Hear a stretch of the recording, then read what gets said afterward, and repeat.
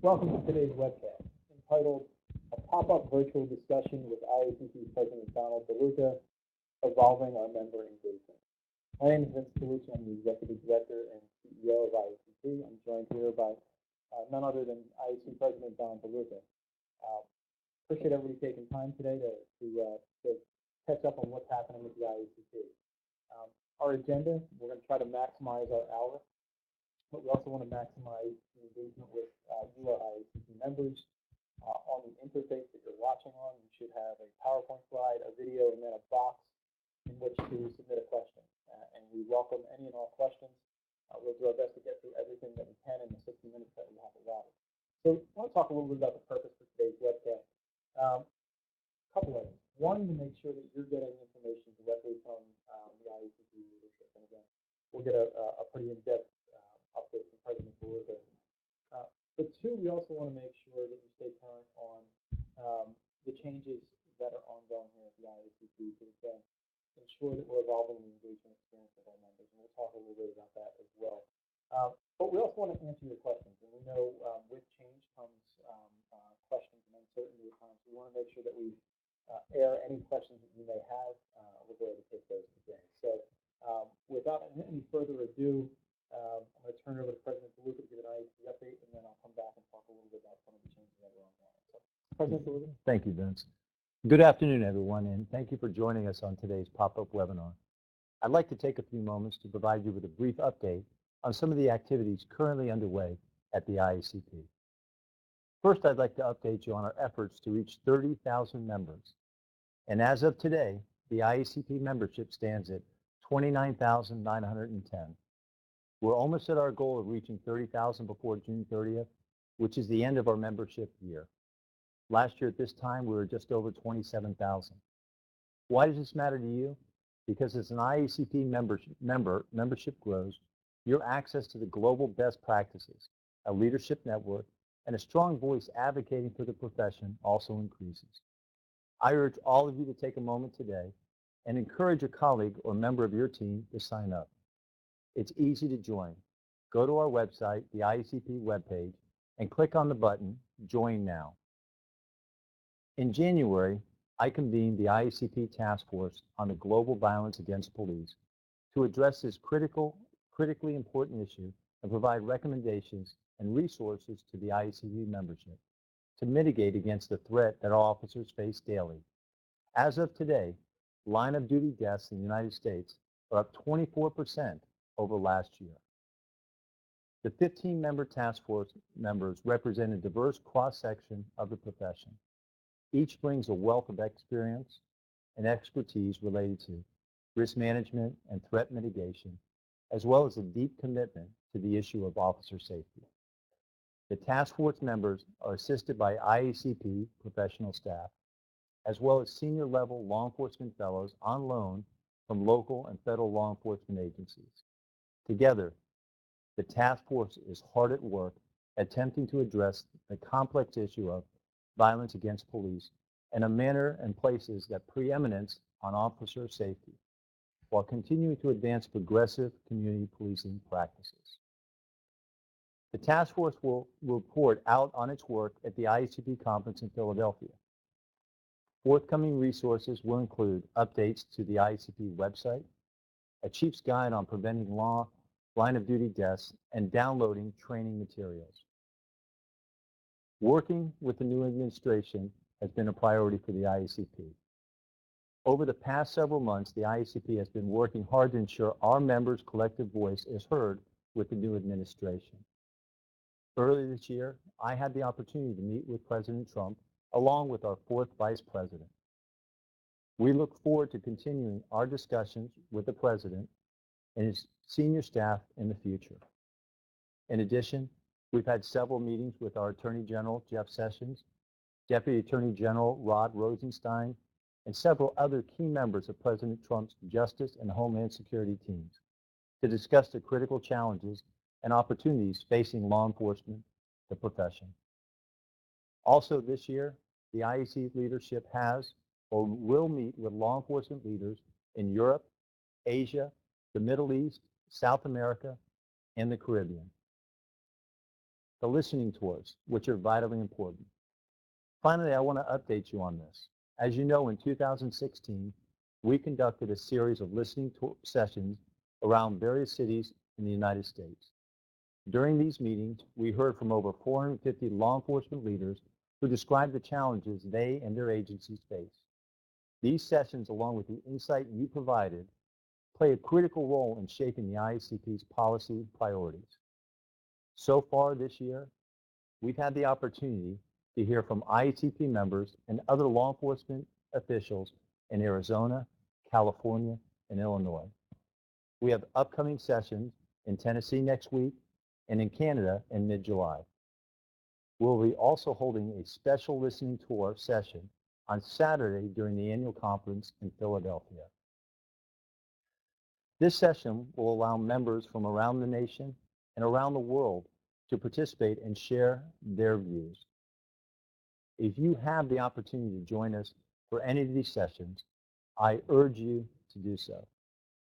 I'd now like to turn it back over to Vince to discuss the IACP strategic framework. Thanks, President Lucca. So before I get there, there's always a lot going on here at the IACP, as you saw from the update that was just given. We've done our best to evolve how we communicate, and realizing that there's always a ton of information coming in. Best determining how to manage that information and get you the information you need is important. You'll hopefully note that we spend a lot of time in really honing the lead. Yeah. So you get that information on the first of the morning each day to ensure that you're getting the information you need. And one of the pieces that we focus on in the lead is the blue box, which provides much needed IACP updates. So just a little plug for the lead and the blue box to keep an eye on to stay current. So if we can go to the next slide, please. Let me talk a little bit about the strategic framework. Sorry, the microphone fell. That's probably better. So let's talk about the strategic framework. There's been a lot, as I said in the onset of this program, there's been a lot of change and trying to ensure that we're an association that's 124 years old, that heralds our history, embraces our past and our successes, but also has an eye onto the future. And one of the things that we've tried to do is really adapt the modern best practices of other associations and apply them to our association. One of the pieces that the IACP leadership, our board of directors, and our executive board have taken on is a strategic planning process that provides a framework for how we go forward. And it's been an ongoing process. It's been ongoing for about a year now, and I'm going to present a little bit of the results to you to give you a sort of sense of a context in which we're operating, and everything else emanates from that strategic framework. So as you can see on the slide, we're focused on looking forward. Again, always embracing the history of the 124 years, but really focusing on where we're headed. And it's the job of the elected and appointed leadership of the association to ensure that they're looking ahead, figuring out where we need to be, and then we working in concert, the staff working in concert with the governing body of the association helps us get there. So we can, again, keep that voice and we continue to grow. And we'll come back, the recurring piece about the growth. As we said in the invitation, it's a good complication to have, but it is a complication and one that we embrace. But we'll talk about how some of the things we're doing to change that. If we can go to the next slide. So the strategic framework, the executive board and board of directors have adopted a set of guiding principles that really focuses on preparing the IACP, its stakeholders, our members, our folks that aren't members yet, the profession, to really think about where we need to be for the future. And it's been a pretty aggressive process. Very aggressive. Very aggressive. It's been quite tedious at times, like any other strategic planning process. But I think at the end of the day, it gives our decision makers in the association a framework in which to operate. And if we can go on and give a sense of the guiding principles on the next slide, please. You can see the guiding principles here. And again, it's to put the association stakeholders and their communities first. So it's thinking, again, about the end game of where we want to be and building backwards from that. continuing examining and understanding the beliefs of the organization, those that are healthy, those that are unhealthy, and figuring out how to maximize the healthy and minimize the unhealthy. Building a consistent practice of looking forward. The governing body, the executive board, meets 4 times a year, and we want to spend more time looking forward than we are spending looking backwards. So there's some key stuff. Don, anything to add? No, I think we're right on point there. You know, our vision is how do we move this large organization forward, stay ahead of the curve, right, and make the membership realize the great value that we're going to have at the IACP. Connect the pace of decision making with the pace of learning. Again, a lot goes on in this association, and one of the things we'll get into when we talk about divisions, committees, sections, policy councils, is there is a lot of change. One of the reasons we wanted to do this webcast was to give you, our committee members, division members, section members, a chance to ask questions about things that may be happening to better understand the why. Adopt a more global perspective. We're an international organization, but we need to be more consistent and cognizant of our actions relative to how we do what we do to ensure the international context and component of the IACP is always front and center. Without a question, I think we see on a daily basis what happens globally affects all of us, and that's not going to change. Right. And last but not least, to prioritize diversity and inclusion. I think we've embraced that in the last couple of years by expanding the membership opportunities. I think one of the things that we're seeing now is that consistent, steady, great growth in membership is being added to by both active members as well as associate members. And I know you've added a lot of leaders of tomorrow from your police department. I think it's important that the police chiefs see the value in bringing in the future leaders, the sergeants, lieutenants, early on into this process, so they can see what's available, because you have so much information at the IACP waiting to be shared, and it's hard on the chief himself or herself to get that out. But for a small fee, I really consider $75 a year to enlighten your future leaders is a great value. Yeah, right. Thanks. Go to the next slide, please. So I want to make sure that we're maximizing our time for questions and answers. So let me talk a little bit about how we're going to operationalize the framework. Great, we have a list of great words and things that we're going to do, but what's it mean for the association? And it comes to ensuring that we have a simplified way of looking at things from a staff perspective, from an elected and appointed perspective. How do we operationalize the framework? And with any organization, the members' organizations included, good work begets good work. And what you do is you just keep taking on more stuff versus shaking stuff off, really taking stock in what you shouldn't be doing anymore and maximizing what you should be working on. So this grid is something that's going to become a mainstay of determining how we do what we do within the association, whether it's within the divisions, committees, sections, awards, sponsorships, or staff activities that we have ongoing, that we need to put stuff in the eliminate box. If something's run its course, it's okay. We just need to be honest and say this has run its course. Let's put it in the eliminate box. But for every item we put in the eliminate box, we need to put something in the create box.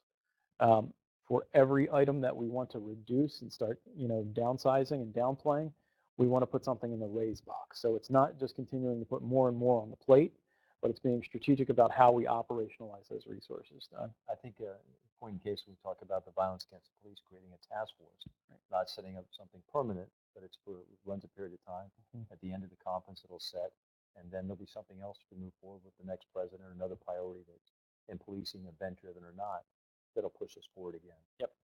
No, thank you. So what we've tried to do is just give you a quick snapshot in a 15-minute period of what's happening at the IACP, but also what the broader plan is and how we're going about doing it. It's good to say and look in the camera and say everything that we're doing right now, it's not new.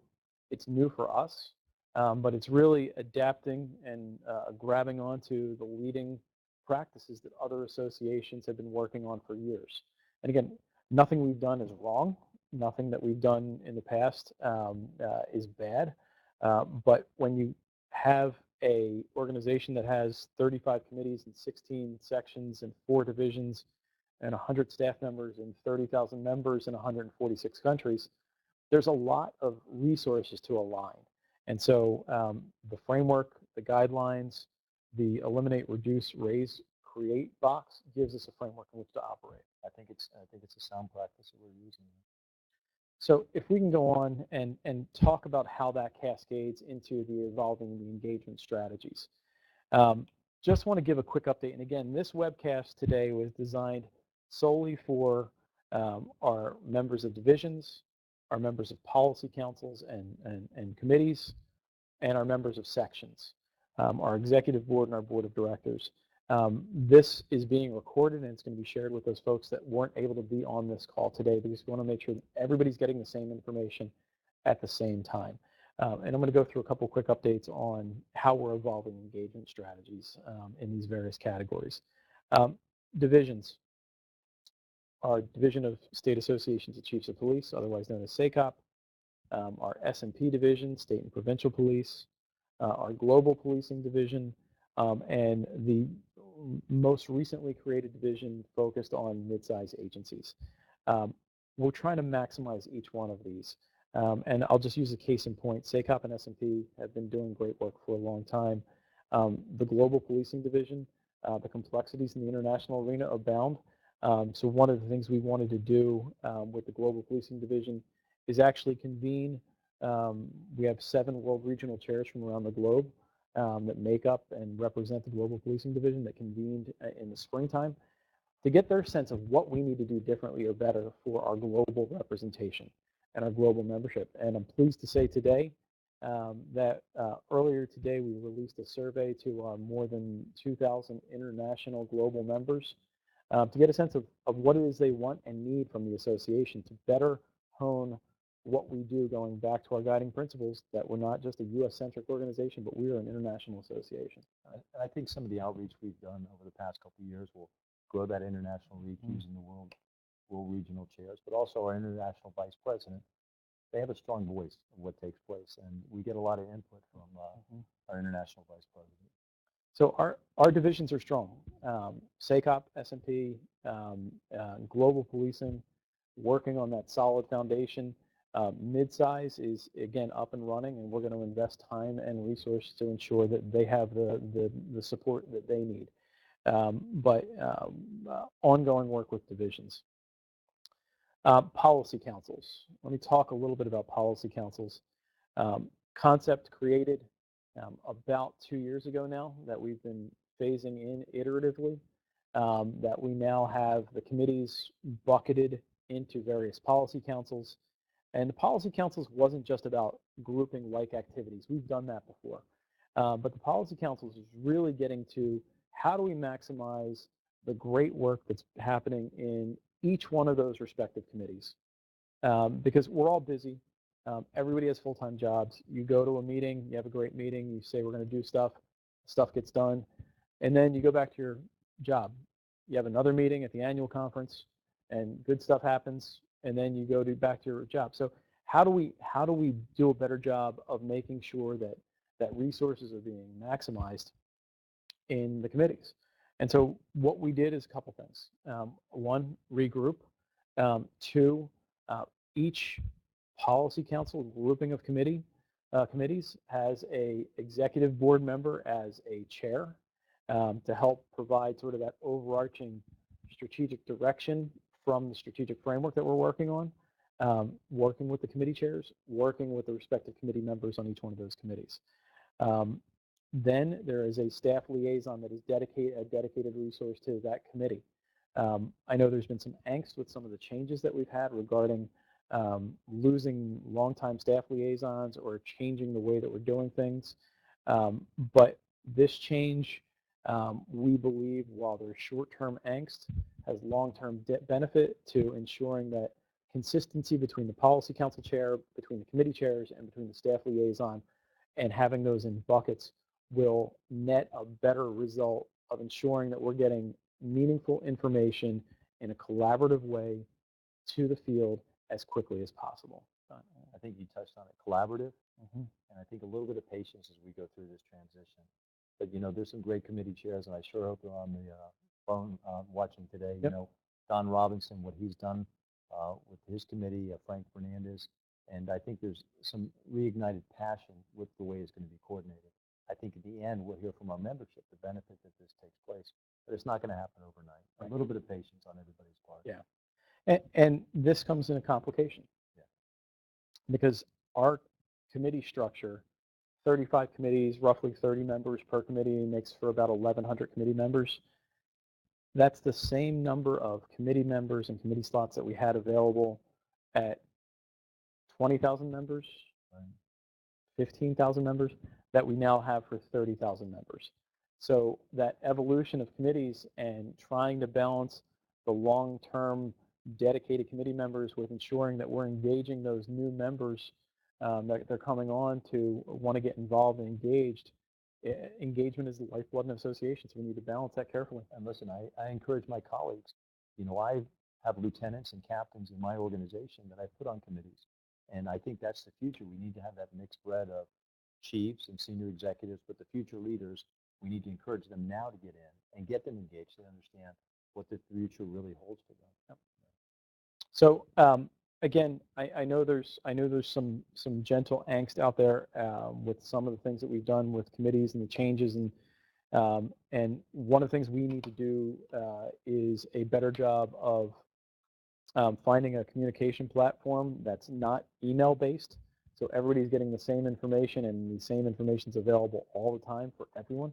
The other thing that's going to happen is while we've been relaying a lot of these changes with the policy council chairs to the committee chairs, one thing that committee members, those 1,100 committee members, should be on the lookout for in the coming weeks is a full description of all the changes that are happening, because we're going to send one blast email out to ensure that everybody has the same information regarding where we're going with policy councils. So again, we know there's some cleanup there, but we're working diligently to do that. So I think that's on target.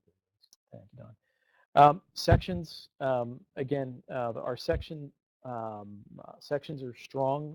We've had the good fortune of going to the Law Enforcement Information Technology section meeting and sat through the business meeting. A rich discussion, got a lot out of it. The section model of having like folks in like disciplines come together and talk about important policy issues with a governance structure where there's no cap on the number of members that can participate has merit. And so it's a structure that we need to be looking at as we go forward. Great people, great speakers at that conference. I think it was one of the highlights I've seen this year during my travels. Yeah, and sections give us an ability to really dig into a topic that we may not have dug into before. And so, really thinking about what those potential membership areas are that we haven't addressed yet, or that may not have a home someplace else, so that we can find a way to have them help them caucus on issues that are of import to them and the broader profession is an important piece.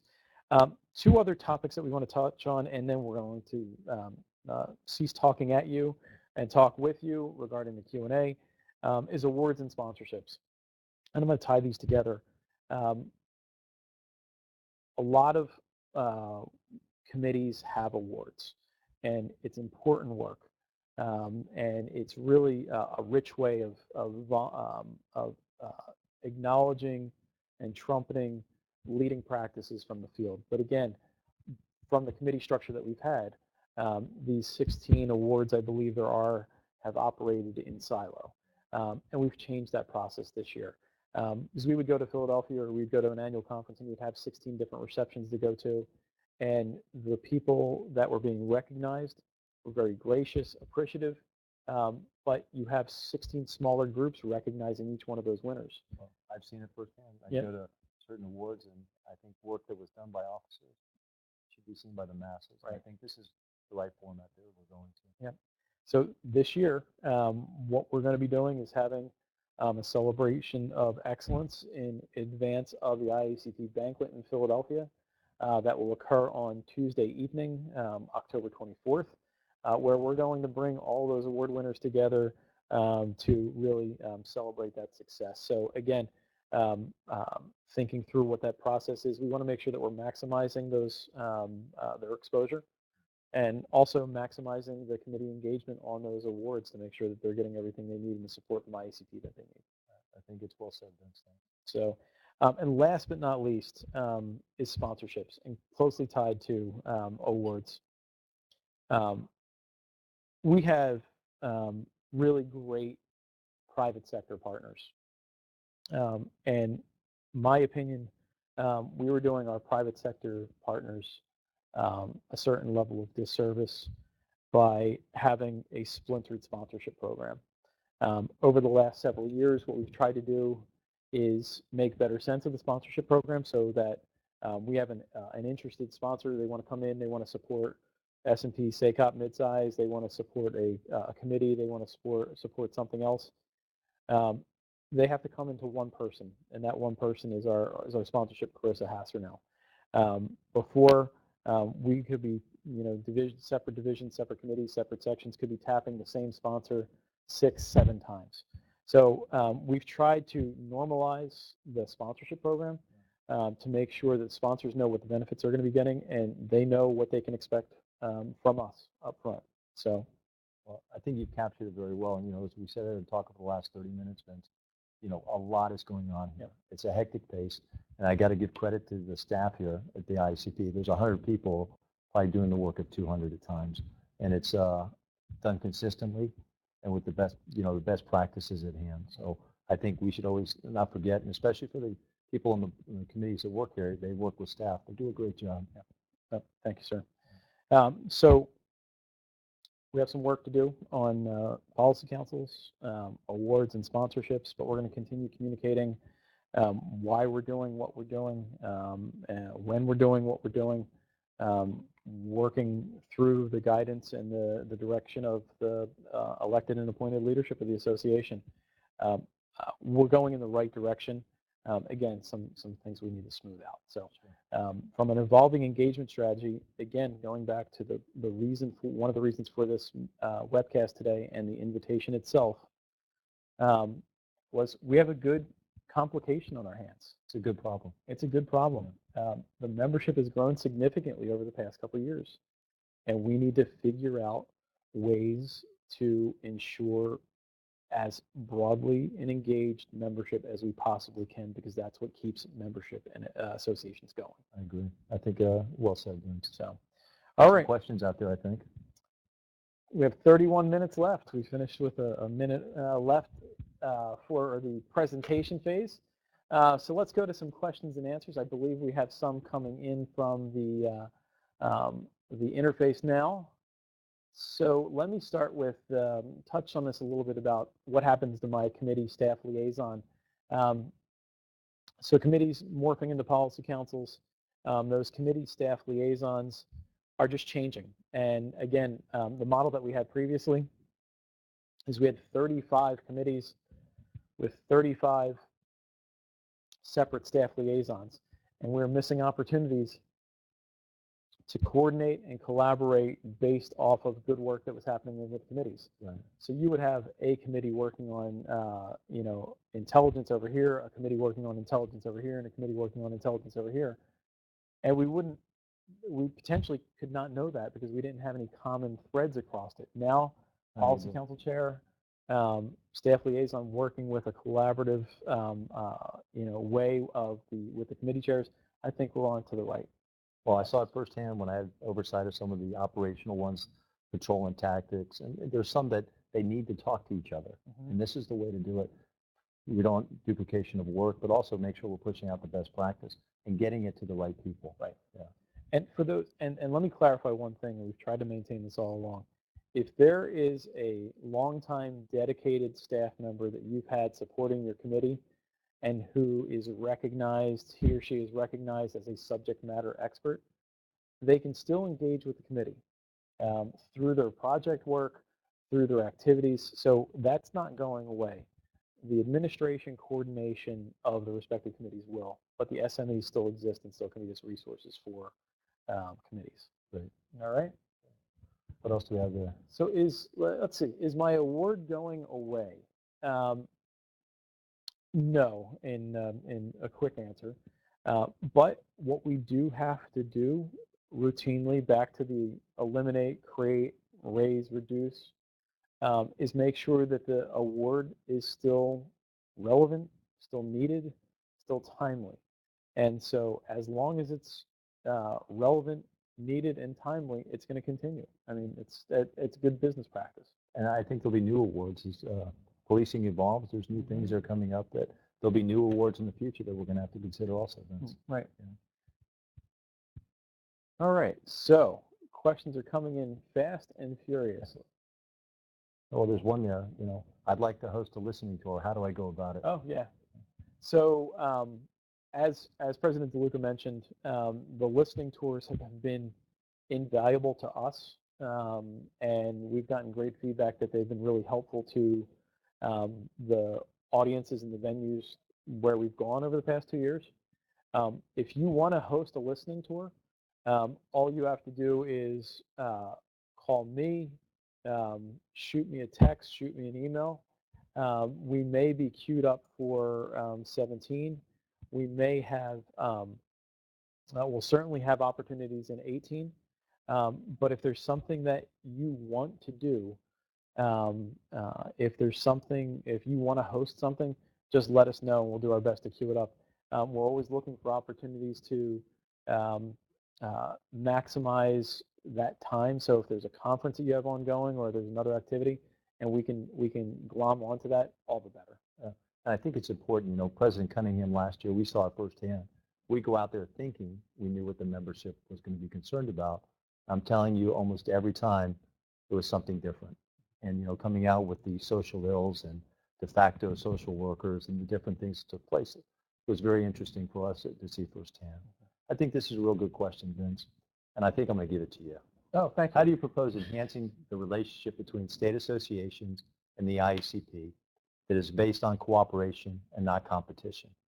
Our state members have limited budgets to spend on memberships, and we don't want our police professionals to choose between the IACP and their state associations.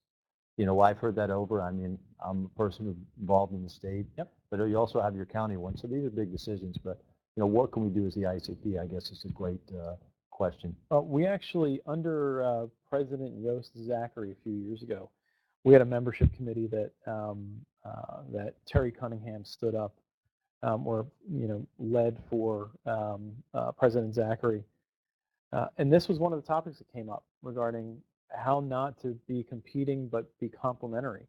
And in many instances, what we do with a respective state association is very different. And what we need to do is, and what we need to articulate is where that sweet spot is. Right. Where should the Doral police chief, what value do you get from being with Florida chiefs, and what value do you get from the IACP? What we heard in those committee meetings was that there's a value proposition for both. Right. And what we need to do is make sure that we're articulating that and working in concert with states, quite frankly. Yeah, I agree. Listen, we have to support our state association, and most people should realize, our members should realize, most of our members come from small agencies throughout this country, and what we want to do is work together. And I think that is what the most important thing is. At the meetings, we have the SACOP reps and the executive directors. And I guess the bottom line is we need each other. We need to support each other. And I think moving forward, whatever we can do to help the state associations, we will. And again, I think it's that broader advocacy that we can bring. And I think when you convene all of the state associations under state association reps under SACOP, and you have that collective voice of SACOP speaking with the collective voice of the state police agencies, with the collective voice of others, I think it's a really rich way of moving policy that sometimes gets stuck here in Washington, D.C. when we're speaking about domestic-related issues or United States-based issues. Great. Here's a good question. What happens to my staff liaison, to my committee staff liaison? I think you kind of answered that before, just to touch up, and then there's a good one right behind that that I know you'll be able to answer. All right. So again, staff liaisons are not, the staff isn't going away. The liaison may change, but the staff member that may have been your long-term staff member dedicated to that committee that has some knowledge and history with the SMEs are not going away. One of the things we've tried to do here is, from a staff perspective, is break down the silos that exist. So the silos don't only exist in the membership side of things, where we had 35 separate committees, 16 separate sections operating on its own, and that's no one's fault but the organization's, first off. But we also had that with staff. Sure. We had silos here at IACP headquarters that, for the vast majority, have been broken down. There's no state secrets. So if you had a staff liaison before, and they had some subject matter expertise with that committee, they can still engage. It's not either or. That's important. I get a lot of conversation around this next question, and I think it's been a healthy dialogue that's taken place, and got to give a lot of credit to my predecessor, President Cunningham, and yourself for getting involved. Where do we stand today on the consensus use of force policy? Where are we at today, Vince? Okay. Good question. So one of the things that we did with the 11 organizations when we stood up the consensus use of force policy was, it was atypical of other processes that we've done with model policies, because it was not an IACP model policy. It was a consensus use of force policy across 11 law enforcement leadership organizations, including labor unions, other leadership associations, you name it. It ran the gamut. Given the urgency of the time, at the time when the U.S. presidential debate was going on, and both campaigns were talking about developing a model policy or a policy for law enforcement, IACP and FOP came together to convene this group to get something out. The urgency of that time was to get the policy out. Now we're in the process of putting together a discussion paper to better articulate the behind the scenes and the supporting context, supporting information for that consensus use of force policy. So where we are right now is we have a discussion paper that is in a draft form that should be released sometime this summer. Well, that's good. I think we've been waiting on that piece. But I think what you said earlier is this is something you can adapt, adopt, modify, don't have to use. Right. It's just some recommendations in there for the agencies that might need them. Am I correct? Correct. All right, perfect. Well, and it's, again, like you said, President Lucca, it's a template to start from. You may disagree with, your agency may disagree with some stuff in there, then adapt it, adopt it. But the other piece of it is, and I hope I'm not breaking news here, but the work of the consensus use of force policy is actually going to be acknowledged at an upcoming national conference with a humanitarian award. Right. So it's while we've had to take a lot of questions, take some heat on a consensus use of force policy, it has done some good. And that recognition of a humanitarian award, I think it speaks for itself. Yeah, so I'm going to take this next one, Vince. How can we improve the process for developing IACP issue and legislative positions that draw input from key stakeholders in the membership without a legislative committee? I used to actually be on that legislative committee. And the answer is, the listening tours, engagement. And that's what the point of having the committee leaders, policy councils, the folks on the phone today, the people that we're counting on to get us this information. We're counting on our sections, and we can use our resolution process. And as time goes on, I'm telling you, there's a lot going on. We have to get this information out, but it's the people on the phone that we need to keep engaged.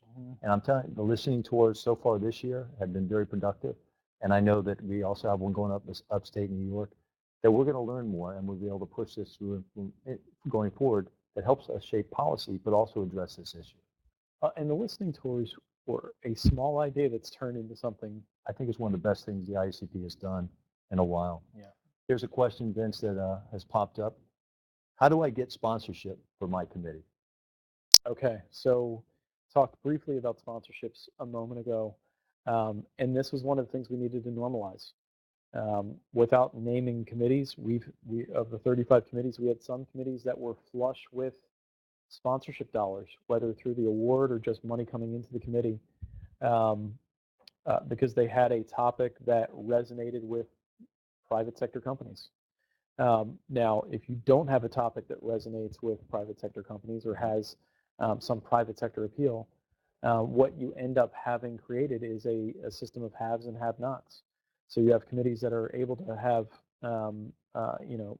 pretty big receptions or various social activities around their normal business, which is okay.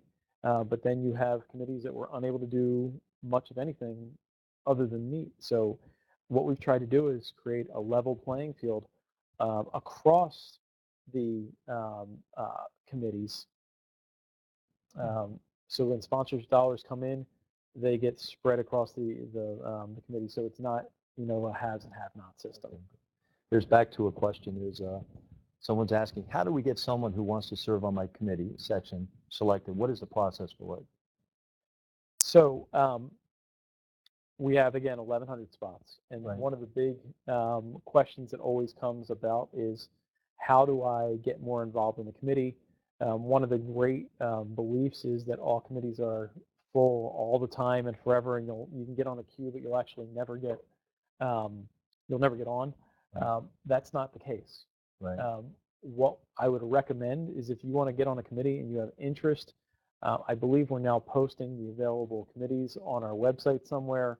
But if we're, even if we weren't, what I would do is I would sharpen up your resume and send it into committees with an S at theiacp.org with a resume, with a statement of a committee that you'd be interested in participating, or if you just want to engage and have availability, or if we have availability on Attend the meetings? Yeah, attend a meeting. But the other piece of it is, President Lucca, is again, having that finite number. Anyone can come to any committee meeting at any time. Can I tell you something? Use the example of the Committee on Terrorism, much sought after. We could fill the room with people who want to sit there and listen to some of the smartest minds in policing around the globe talk about this topic. And at the conference, these meetings take place. Right. I encourage people to go, to listen, to see really what the IACP is about. I think it's a great opportunity. So here's the question. I apply today, I put my name in. How long do you think that process takes usually? The process should not take any more than 3 to 4 weeks from the moment you hit send on the button to having something back to say either congratulations, you're on a committee, or we're in receipt of your request or inquiry, and we'll keep you on a queue. Great. So it should not be any more than 4 weeks, and actually should be much less time. And people can ask for certain committees, correct? Absolutely. All right. Yep. Good. All right. Here's a question. Let's see if I can get this one. Will the use of force paper include recommendations in regard to vehicle pursuits? And the answer is no. We have a policy on this topic which is available to all our members, which is available with about 150 additional policies to all members, and it's on our IACP website. So this is, one of the important parts. Our policies are there for people to review, and the intent of the consensus use of policy was just adopt, trying to get our arms around a big topic. And listen, what happens in my part of Florida is going to be different than happens in Missouri or California. So it's not one framework for all. So the policies, they can go back to our webpage and get to, and relatively easy to navigate through, right? Absolutely. And that's, again, one of the things that was asked for years by IACP members was, hey, why am I paying $6 or whatever the price was for a model policy? And what we did a couple years ago was give everyone the model policies for free. It's a hidden gem on the IACP page. Again, 150 topics with a policy that you can adopt, and with a discussion paper that you can have questions. If you have questions about the policy, chances are the answer's in the discussion paper. Well, and one of our listening tours, I want to say it was Illinois, somebody stood up and said, they were going to get statewide something handed to them. And they talked about this consensus use of force. And it kind of helped them say, listen, policing has got it right. We have the ideas in place that can shape where we need to go. And it actually gave them the breathing room they needed to focus on what was important. All right, what do we have here? Let's see. So are you going to send out the sponsorship information? The prospectus, so the sponsor prospectus is on the website. Right. And yeah, it's pretty clear. It's under sponsorships right off the homepage, I believe. So the sponsorship prospectus is already there. and it's been there for a while. And again, one of the things we're hoping to do is refine our website. It's sometimes challenging to navigate, but I would say if you have trouble tracking it down, just email info at the IACP and we can point you in the right direction, or committees at the IACP, whichever you want to do. Here's one here, Vince. If a committee takes a topic and identifies subject matter experts not on the committee, how do we ensure they are included and recognized for participation in the mid-years? So this is an ongoing issue. There are 30 recognized appointed members on any given committee. Right. Presidentially appointed. They serve for a period of 3 years or whatever their term may be. Anyone outside of that 30 can attend a committee meeting. So 50 people can sit in the room, bottom line, right? Right. It's managing that up front to make sure that we have the space available. But if an SME wants to come to a meeting and the chair wants them there, it's chair's responsibility to sort of coordinate and organize that. For us, we just want to make sure that you all have a good, productive meeting, and trying to manage who comes and who attends is an ongoing issue. But again, we defer a lot of this back to the chair. If they're looking for SME help, that's a chair's call. Here's a question here. If I'm not selected as a committee member, am I able to join a section? You absolutely are. Okay. So section membership is open to IACP members. In some cases, there may be an additional qualifier that you have to, meet. But I will use, again, I'll say the Law Enforcement Information Technology section is available to those folks that value the intersection of law enforcement and technology. Right. And if it's of interest to you, there's an additional dues payment required. But I think for something like that section, that's the only prerequisite. So just going back to that question, begs another question. Right now, today, I still believe we have openings on our 35 committees, correct? We do. We do, and I'm going to fill them until the next president steps in, and it'll be his prerogative. But we're looking for people that are going to attend the meetings, which is important. Mm-hmm. A lot of people ask to get appointed, but they got to show up, right? And that's important, and I think our committee chairs know that. When you're forwarding names or people, there takes a commitment on your time, money to travel to the location. And we want you to be at the conference because this is important to our association. Some of this work getting done is important to all of us. Right. So, and that's a good point. One of the things that we've sort of looked past in the past is because we're this is a friendly association. Right. No one wants to be the bearer of bad news. But when you have a committee spot you have 30 committee spots, we have a growing, burgeoning membership that needs something to do. And when you have 30 committee spots and you have a few committee members that just aren't participating anymore, that's okay. Right. We need to make sure that slot is being maximized. Okay, I think it makes sense. Yeah. And here's our last question. We have 2 questions. Okay, thank you. I think we have a shared goal of getting more of our police professionals involved in the IACP and in our state associations. How can the state association best access the free resources of the IACP to better serve our members and encourage IACP membership and involvement? That's a big question. I'm sorry, can you put the question back up? Can you put it back up? Yeah. We do have a shared goal. The vast majority of IACP information is available on our website. We have a few things that are members only, but I think getting the information out through our division emails that go out on a weekly basis, as well as making sure that you're staying abreast of what we have coming down the pike and what we're working on. And also our SACOP reps play a very important role, and especially I could speak for in the state of Florida. They're the conduit. Mm-hmm. The information both ways, they get it to us and share back, but everybody's got to be engaged. Right. Same as the S&P rep and the mid-sized agencies. This is how the information will be shared. It's not, we got to work together, I think, is the bottom answer. And right. It's an open engagement. Mm-hmm. But it's not one against the other. And I don't know where this, stems from, but I think we can get this done. But, we have these meetings, right, and we expect to hear information. And, the representatives need to come ready to share the information with us. And all of them usually do. But I guess sometimes the breakdown is the information going back. Right, and that's the piece of this. I mean, one of the things that I don't want ever lost in all this is that we value our committee members. We value our committee chairs. We value our time and commitment. Yeah, and they're there because they want to be there, in the vast majority of cases.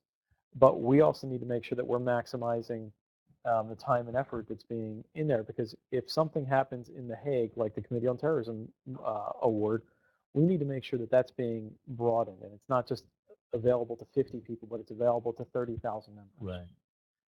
And I guess this is going to be our last question here. When will we receive information about the dates, times, location of the 2018 Policy Council's mid-year meeting? Also, how will the Policy Council mid-year meeting actually be organized to allow for time for committees to meet separately? So good questions. And as I mentioned earlier, there's going to be information going out to all committee members within the next couple of weeks, if not sooner. The mid-year meeting will be in April 2018 in Atlanta, Georgia. The committees will have opportunity to meet separately, but there's also going to be an opportunity for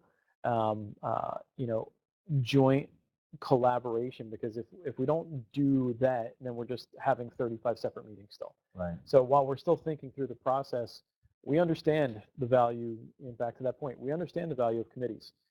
We understand the experience and what they bring to this association. So we're not going to do something that's going to be half-baked or not work. Whatever we're going to do is we're going to think through very carefully to make sure that we maximize their time and their investment. And I think there's also a concern that, some of the smaller groups are going to get lost in the bigger groups. And that's not the intention. If it matters to you, it matters to the IACP. Everybody has a voice. We want to hear from you. We want you engaged. And this is important. This is how the organization will grow and meet the challenges going forward. Right. So I tell you, this is the first one I've done, a webinar. I think it was interesting. I hope the viewers enjoyed it. But a special thank you to our committee chairs. Your giving of your time, your patience, and it's a lot of work done behind the scenes, Vince, and you know this. I had the opportunity to chair a couple committees over my career with the IACP. And seriously, to our committee chairs of sections, can't say thank you enough. It makes a difference. It's engagement. I hope you find the best people that want to be involved and come to the meetings. But thank you for giving them your time, and I think it's important. So if you want to close on behalf of the IACP, sir? Yeah, what I'll say Philadelphia, is stay tuned. We are again at 20, for those tuning in late, we're at 29,910 members on June 22nd, so we have 8 days to go until the end of our membership year. So if you know someone that wants to be a member, please sign them up. Each one, reach one. We could That's do right. that right now. Imagine if every committee member, everybody involved, just got one person. We'd get over 31,000. And so membership in Philadelphia, October 21st to the 24th, is going to be an exciting event. The program is now up on the website as well as the app, in the app. So if you want to see what's going to be presented in Philadelphia to help you make your travel plans that much sooner, please sign in. So President DeLuca, on behalf of the viewers today, thanks for being here. Thanks for taking some sometimes not easy questions. And to the viewers, thanks for giving an hour of your day. We know it's not easy. We appreciate your commitment to and passion for this association and for the profession. So with that, thanks to each of you for being here today. Have a great day. Stay safe.